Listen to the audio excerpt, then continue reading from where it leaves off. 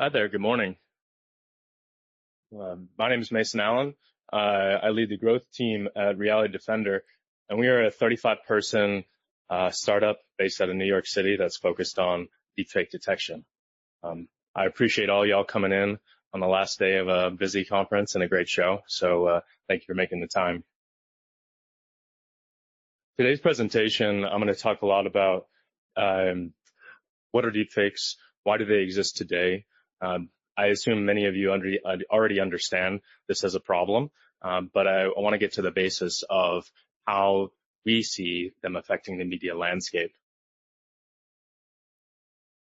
So I'll start with why deepfakes, why now? This seems like there's been a Cambrian explosion. It's on everybody's LinkedIn feeds of posting about it. You read about it in the news. Why today? Why has this happened? Well, ChatGPT was not the first generative platform that exists. Long before they made their explosion, OpenAI made their explosion in November of 22 onto the world stage. Generative tools have been used in various forms. But traditionally, 5-10 years ago, you needed a very large budget. You needed your own GPUs, your own metal, and you needed to be very technical in nature. You needed a CS degree and probably a PhD in order to make something that was half passable. Today, it takes a 13-year-old 3 seconds, and it's either free or it costs about $0.01 to make content that is extremely passable. In fact, so passable it's spoofing security technologies today. So some of the smaller, I see that these slides are pretty small up here, so I can just describe what the downward and to the right trends that you're seeing. It really comes down to hardware costs, software cost, and then the cost of running development models. So hardware costs have really become democratized as the likes of AWS, GCP, Azure have made it really, really easy for you and I, everyone who wants access to a platform to run large machines in virtual environments can now do that. So the second piece of that is the software costs. The actual inference and the inference of running has also been completely gone to zero or close to it. So all of this goes to show that these tools are becoming much easier to acquire because of the infrastructure that's been put in place by the likes of large technology companies. Which leads us to really the accessibility. So today, this is one small tranche of a very large amount of generative platforms that exist today and are accessible to anybody with an internet connection. You'll be familiar with ChatGPT in the top left, of course, but there are literally hundreds, if not thousands, of platforms now across all four modalities, audio, imagery, video, and text, that are letting people create with high degrees of accuracy, very real life images, video, and media. And lastly, because of the previous two, both the democratization of the hardware, software, and inference, but also the new tools that exist, accessibility has created a speed of adoption unlike anything that we've seen before, and that's bar none of most technology. So we have Snapchat and Spotify there towards the far right, where it took 55 months to reach 100,000 users, and less than 2 months, OpenAI was able to do the same. So we're really talking about not only inference costs have decreased, but also speed of adoption as making these tools easily accessible to many players. So obviously, generative tools, your GPTs, your Claudes, your Anthropics can be used for good things. We know the productivity. We also know the creative sides of generative platforms that exist today.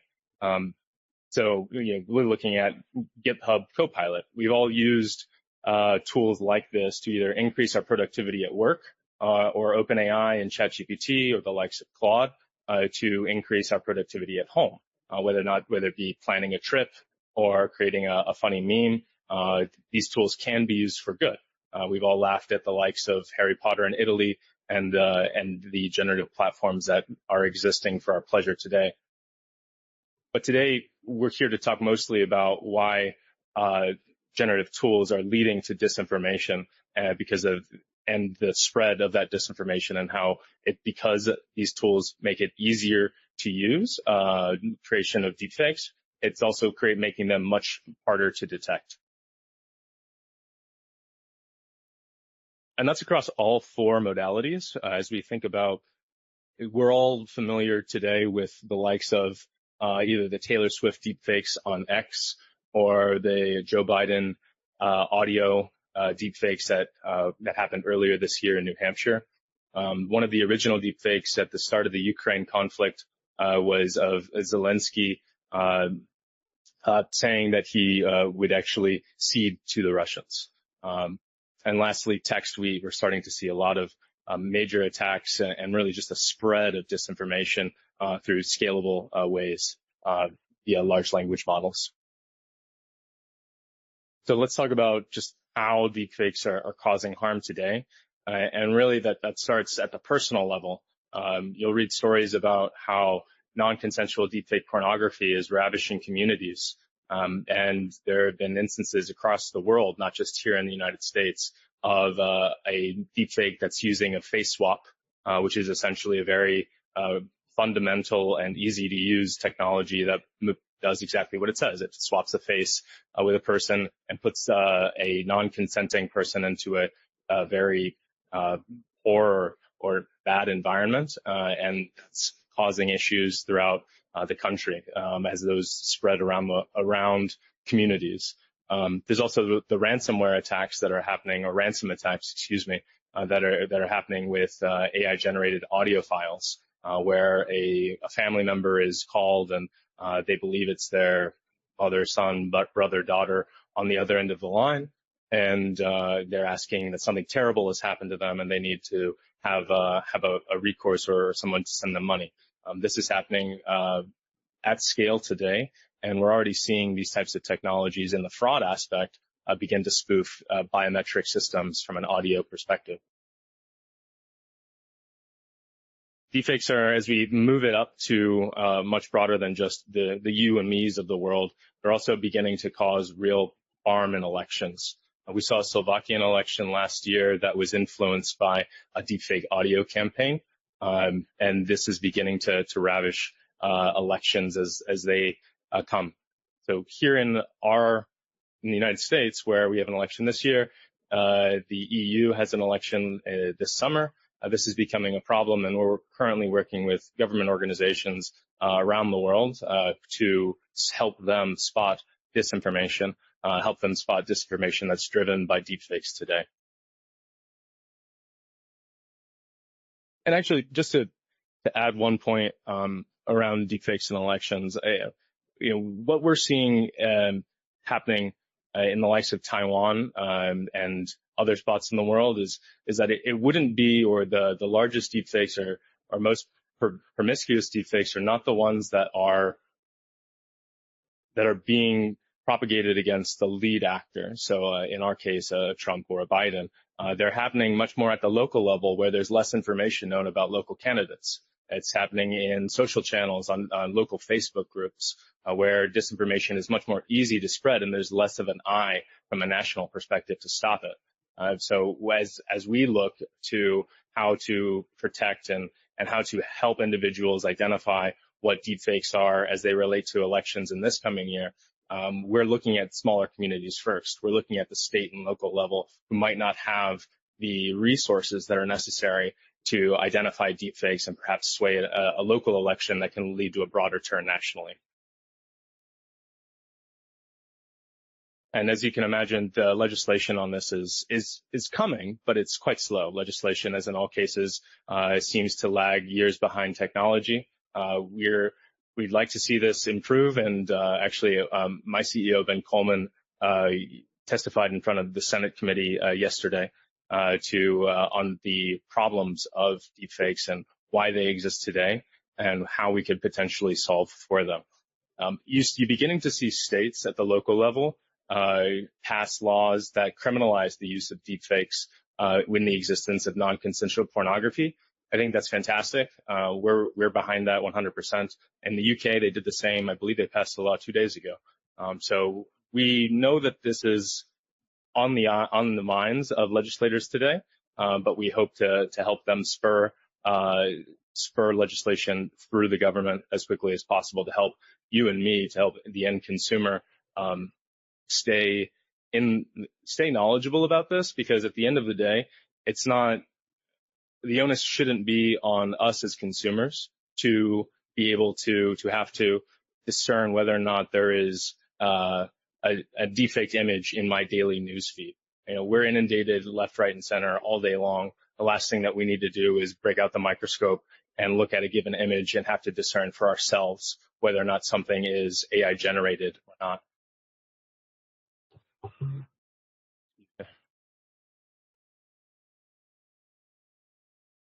So that brings us to sort of like, what are the tools that are potentially available today to help identify deepfakes or at least block them out? Really, they fall into two camps that we at our company see as really complementary to one another.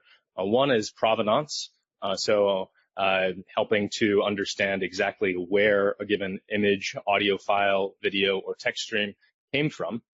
So you see this, the likes of C2PA has put together a great team of companies like Google and Adobe who have agreed to a standard to help identify exactly and place watermarks on given pieces of media going forward. And then there's inference, which is more platform agnostic. You won't need the ground truth because in many cases you don't have access to it, but that's the ability to understand the probabilistic nature of what a given image is, or video or audio file, in terms of its truthfulness. So provenance has a couple of interesting propositions. Obviously, it has a lot of large backers, but things to be concerned about are that watermarks can be easily spoofable today. They can also be redacted or cut out of a given image. There's also the adoption problem where you have to convince, and C2PA has done a good job of helping to try to push this narrative onto as many companies as possible. But from an adoption perspective, there has to be many companies who are each trying to put forward their own watermark, which can confuse a market.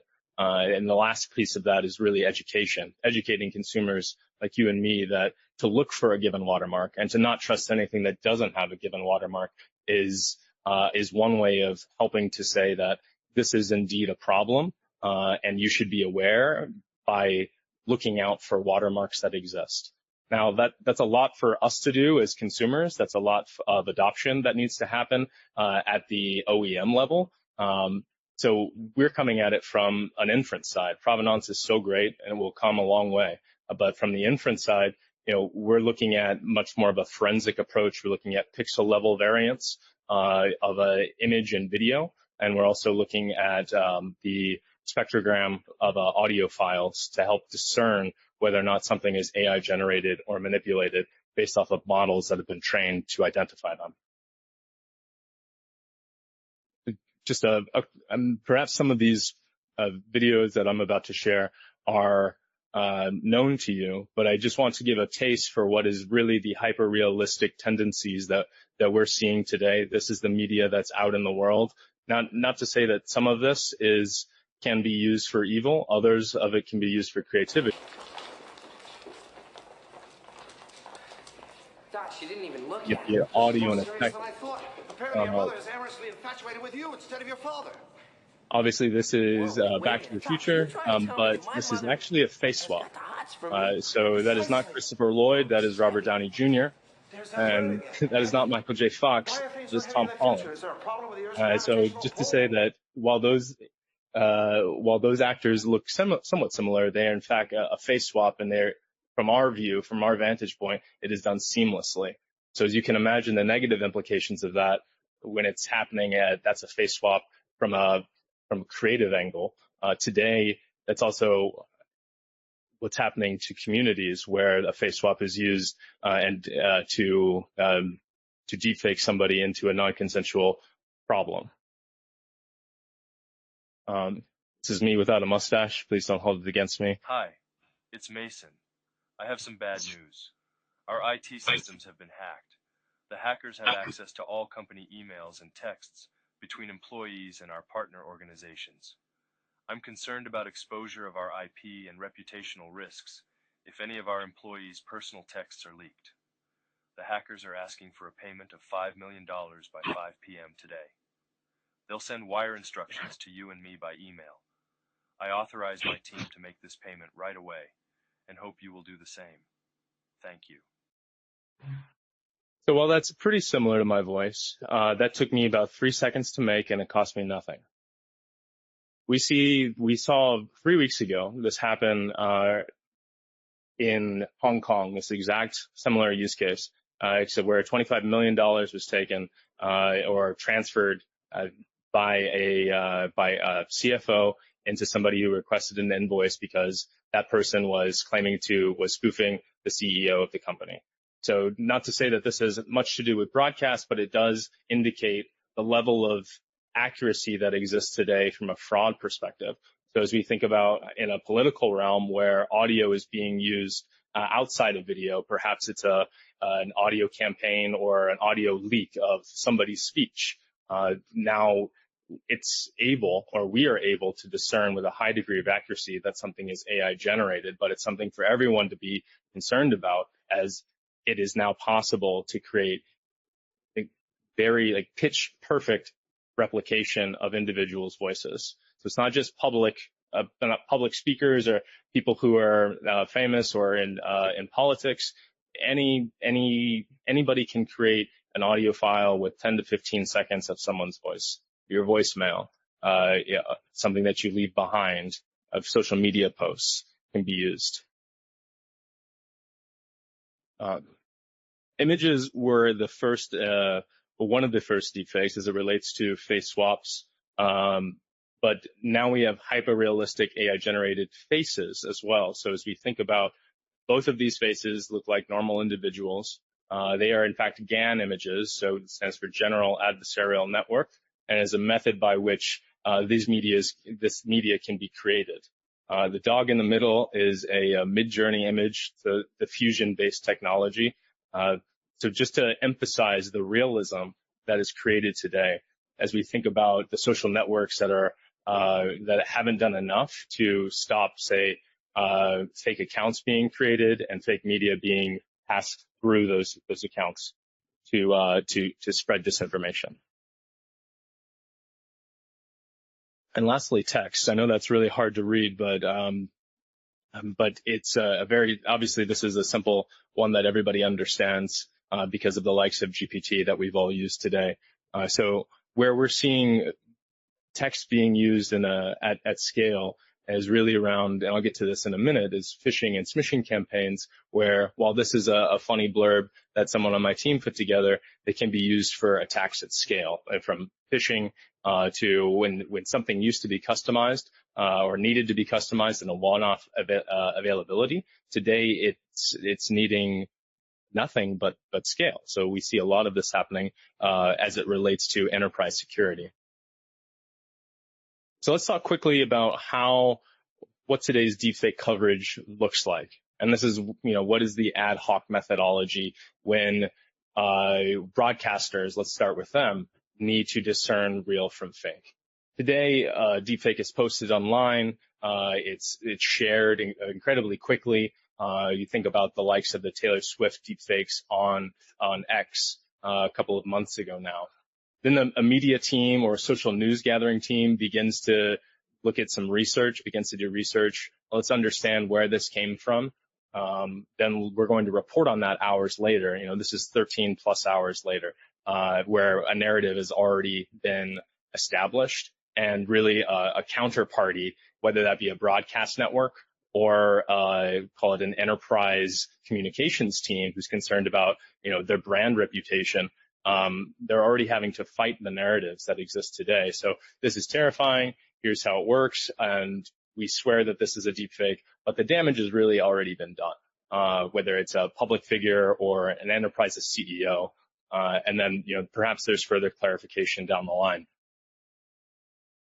So when we think about how to cover deepfakes in the moment. What would a broadcaster do? What would an editorial team do? A social news gathering team do to help understand, manually that something is indeed a deepfake? Well, it's going back to sort of like editorial and news gathering 101. Let's think about the source. What was the intent? Let's try to verify where this account came from. Is it a new account? Is it something that posts about this given image often? And then what do we do about it? These are really things that can take a long time, and the reason why tools like ours exist today to help editorial teams or communications teams understand exactly what the problem is, identify that something is indeed a deepfake, and then move past it or report upon it in a quick manner. And then when we think about the overall method of looking at deepfakes, what are the creation tools? How do we identify or educate our customers and our internal teams about what the creation tools are, how they're distributed, what are the parameters for distributing AI-generated media? If there is really no indication of harm that can happen, then this will continue to exist and will continue to get worse and worse. So how do we begin to turn the tide against AI-generated media, at least as it relates to nefarious purposes? So the last piece of this is really kind of getting on the sleuthing hat. How we can detect, how is a deepfake detected manually? How would you look at a given image, for example? Let's start with an image as we have it up here today. What we're looking at and what an individual, whether they be on a broadcast network or a standards team, and they have the method of, or they have the tools of having to make a designation of whether or not this is a story that they're going to run with. But what do you do with that? You're kind of looking for pixel variants. When it comes to certain types of images, you're looking for a Gaussian blur. It used to be easier. You could look for if a hand had 6 fingers or there was another eyebrow. These were the easy giveaways. But now, because these platforms have kind of permutated and have been updated so quickly over the past year, 18 months, some of these techniques become very, very difficult, and it takes a lot of time. And every single second that somebody is sitting there with a microscope trying to discern pixel variants is another second that there has to be an understanding that this story or this image is still out in the world.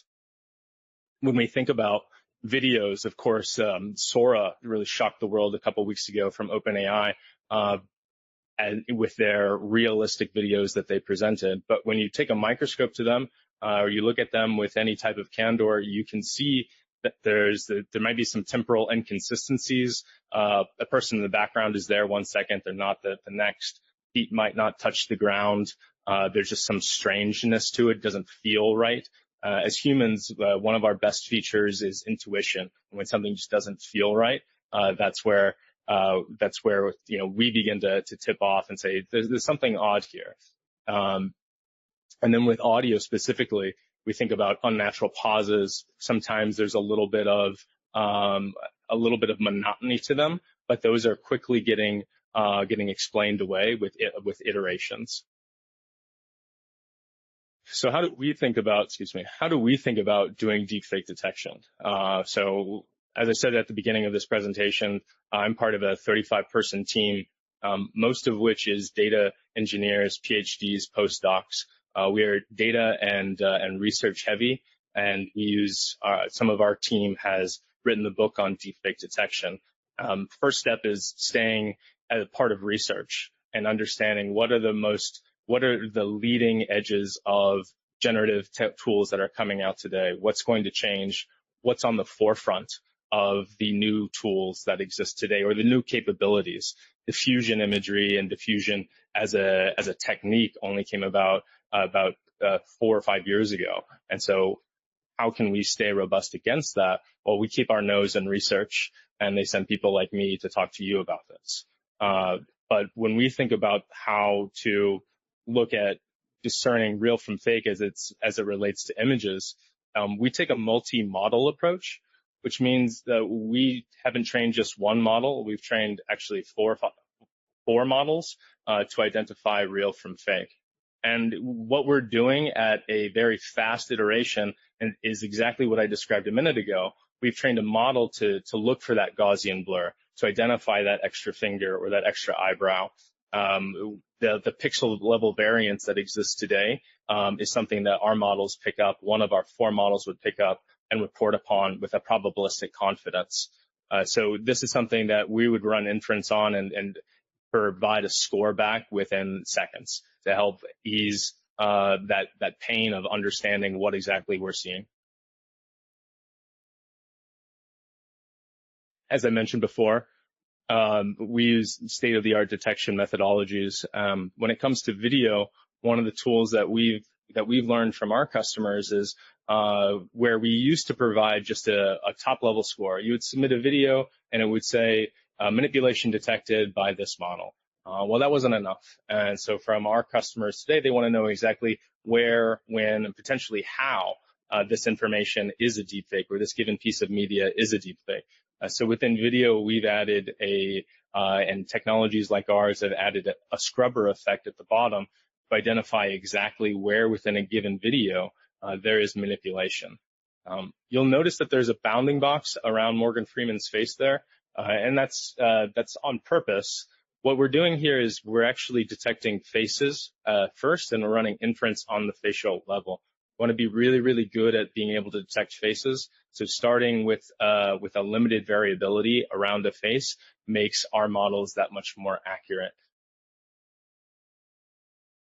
And again, within audio, we're providing the same level of probabilistic inference in a multi-model approach, where some of our customers use a web application today to drag and drop media. Our goal for deepfake detection is to be at the source as a part of the workflow that exists within your organization. So our web application is built atop of a very simple API that makes the calling of our files and our inference incredibly easy, and maintains your workflow and the editorial team or the media team's workflow within a given media asset management system or your news feed. That's the goal. So we've talked about the disinformation-driven campaigns, the using of face swap videos, and the scalable email for disinformation.